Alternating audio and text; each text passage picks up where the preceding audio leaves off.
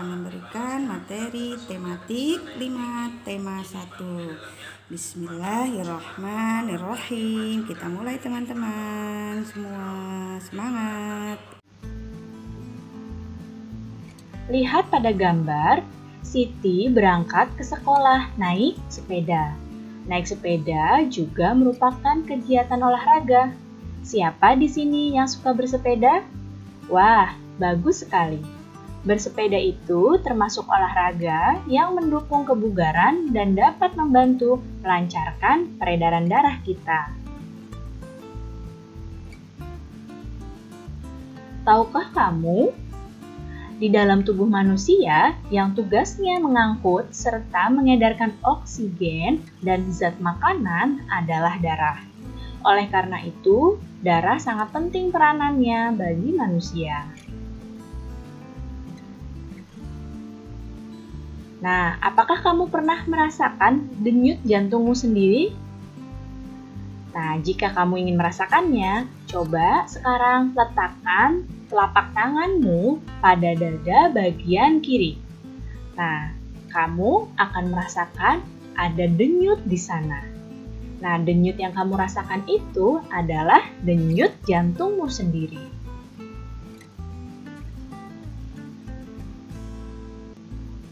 Sekarang kita akan belajar organ peredaran darah manusia. Organ peredaran darah manusia itu ada jantung dan ada pembuluh darah. Sekarang kita akan membahas jantung. Jantung fungsinya untuk memompa darah ke seluruh tubuh. Ya, jantung memompa darah dengan cara berkontraksi dan berelaksasi secara bergantian, sehingga jantung berdenyut seperti ini. Ya, jadi karena jantung itu memompa darah secara berkontraksi dan berelaksasi, sehingga jantung kita bisa berdenyut. Untuk apa? Untuk memompa darah ke seluruh tubuh kita.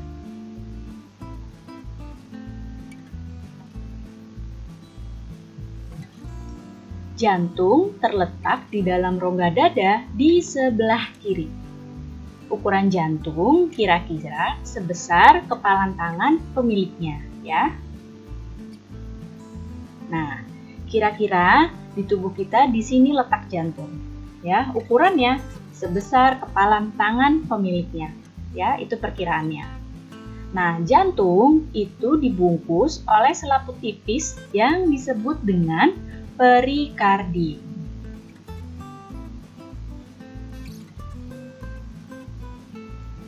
Sekarang kita akan membahas bagian-bagian dari jantung manusia.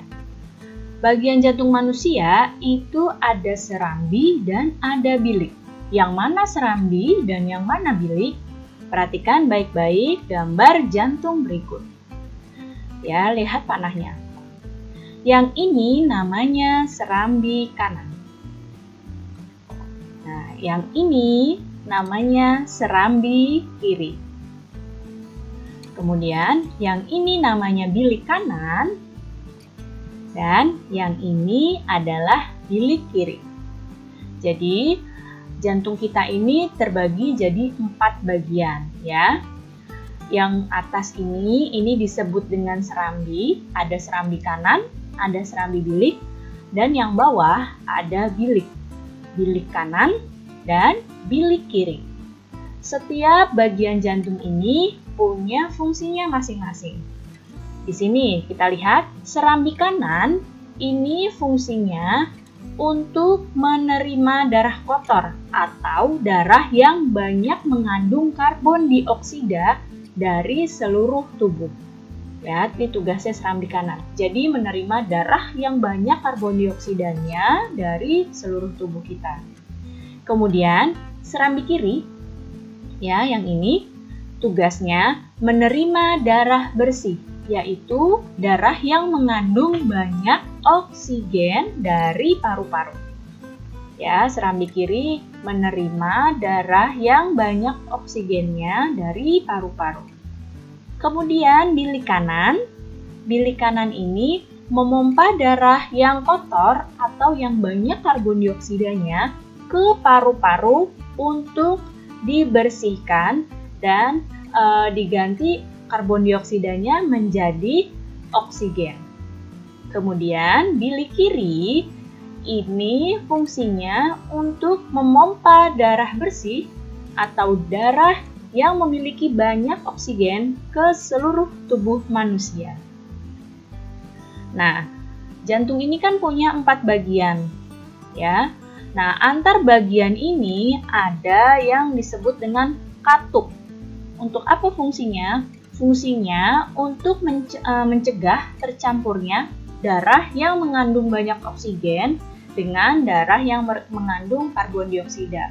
Jadi, darah yang punya oksigen punya tempatnya sendiri, ya, yaitu yang banyak oksigennya adalah darah di serambi kiri dan bilik kiri. Kemudian darah yang banyak karbon dioksidanya, yaitu di serambi kanan dan bilik kanan, tidak akan tercampur dengan darah yang ada di serambi kiri dan di bilik kiri karena adanya katup ini. Kemudian sekarang pembuluh darah.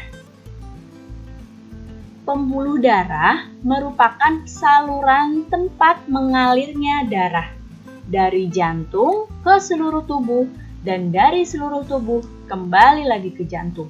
Jadi, darah di tubuh kita itu mengalir ada tempatnya, yaitu ada salurannya, namanya pembuluh darah. Nah, bisa kalian lihat di gambar ini ada yang seperti benang-benang seperti ini ya di tubuh kita. Nah, ini adalah pembuluh darah kita. Ya. Nih, di seluruh tubuh kita ada pembuluh darahnya. Seperti ini. Pembuluh darah itu terbagi jadi 3 jenis. Ada pembuluh nadi atau arteri, ada pembuluh balik atau vena, dan ada pembuluh kapiler. Pembuluh nadi atau arteri di gambar ini yang diwarnai dengan warna merah. Ini pembuluh yang mengalirkan darah keluar dari jantung, ya. Kemudian kalau pembuluh balik, ini disebut dengan vena, pembuluh yang membawa darah balik lagi ke jantung atau pembuluh yang membawa darah kembali lagi ke jantung. Kemudian pembuluh kapiler adalah pembuluh yang sangat halus dan menghubungkan antara pembuluh nadi dengan pembuluh balik.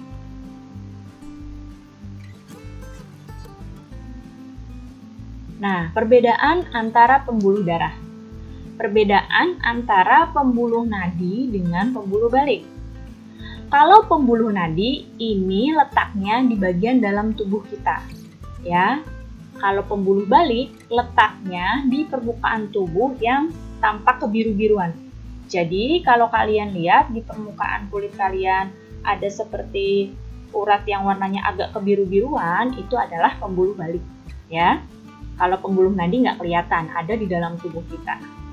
Kemudian kalau pembuluh nadi, ini dinding pembuluhnya itu tebal, kuat, dan elastis. Sedangkan kalau pembuluh balik, ini pembuluhnya ini dindingnya tipis dan tidak elastis. Pembuluh nadi, aliran darahnya berasal dari jantung. Kalau pembuluh balik, aliran darahnya menuju ke jantung. Ya, pembuluh nadi asalnya darahnya dari jantung. Kalau pembuluh balik, aliran darahnya itu menuju ke jantung. Nah, kalau pembuluh nadi itu denyutnya terasa. Ya. Kalau pembuluh balik itu denyut tidak terasa. Jadi, ini beberapa perbedaan antara pembuluh nadi dengan pembuluh balik. Nah, sekarang kita akan membahas proses peredaran darah. Ada yang disebut peredaran darah besar, ada yang disebut peredaran darah kecil. Nah, lihat di sini pada gambar peredaran darah besar dan peredaran darah kecil. Peredaran darah besar adalah peredaran darah yang mengalirkan darah dari jantung, nih, dari bilik kiri, lihat panahnya, kemudian ke seluruh tubuh kita, Kemudian balik lagi ke jantung ke bagian serambi kanan. Ini peredaran darah besar. Dari jantung bagian bilik kiri ke seluruh tubuh. Kemudian balik lagi ke jantung ke bagian serambi kanan. Nah, kemudian kalau peredaran darah kecil, urutannya dari jantung bagian bilik kanan ke paru-paru untuk diganti karbon dioksidanya jadi oksigen, kemudian balik lagi ke jantung ke serambi kiri. Ya. Jadi perbedaan antara peredaran darah besar dengan peredaran darah kecil letaknya di sini. Kalau peredaran darah besar itu ke seluruh tubuh, kalau peredaran darah kecil itu ke paru-paru.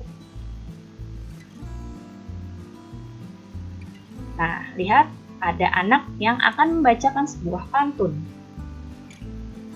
Rambutku lebat, rambutku subur. Tidak dapat dipasang jepitan. Tubuhku sehat, kuucap syukur. Darah mengalir tanpa hambatan. Nah, yang tadi dibacakan itu adalah sebuah pantun.